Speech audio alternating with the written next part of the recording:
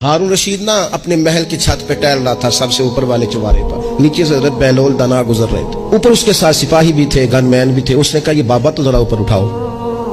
उन्होंने एक डोली, एक टोकरी समझ लें, उसको रस्सियां बांध के नीचे फेंका। नीचे जो सिपाही थे उनको कहा कि ये बाबा जी को पकड़ के इसमें बिठाओ। उन्होंने जबरन थामा बाबा जी को, उसमें डाला, ऊपर वालों ने खींच लिया। 2-3 मिनट लगे। हारून रशीद के सामने हजरत बहलोल दाना पहुंच गए तो थोड़े नाराज भी हुए कि ये कोई तरीका तो नहीं ना बुलाने का। मुलाकात हुई तो कहा क्यों बुलाया? कहने लगा एक मसला पूछना था। फरमाने लगे बादशाह है ना, तेरे मसले पूछने का भी अपना ही अंदाज है, पूछ मसला। कहने लगा बाबा पूछना था कि आप अल्लाह तक कैसे पहुंचे? हजरत बहलोल दाना चुप कर गए। 2-4 मिनट के बाद कहने लगे जिस तरह भी अभी जमीन से तेरे तक नहीं पहुंचा, बिल्कुल इसी तरह पहुंच गया रब करीम की बारगाह तक। और वो भी जो उसने करम फरमाया है, वरना मैं तो नहीं समझता कि मैं पहुंच गया, वो भी अगर तेरी खुशगुमानी है।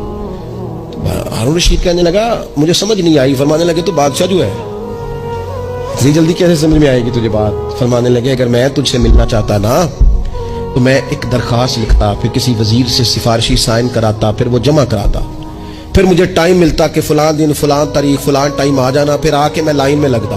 फिर भी तू बादशाह है, तेरा मूड बनता मिलने का कि ना बनता। जब मैं चाहता तो पता नहीं कितना टाइम लग जाता, जब तूने चाहा है ना तो 1 मिनट भी नहीं लगा। फरमाने लगे मैंने दावा ही नहीं किया कि मैं जद्दोजहद करके पहुंचूंगा, मैंने तो रब की बारगाह में आजिज़ी की है, फिर रब ने ही करम फरमाया है, उसी ने मेहरबानी की है। माना कि मोहब्बत के सफर में हर गांव पे 100 मुश्किल है, लेकिन ये सफर आसान भी है अगर साथ तुम्हारा हो जाए।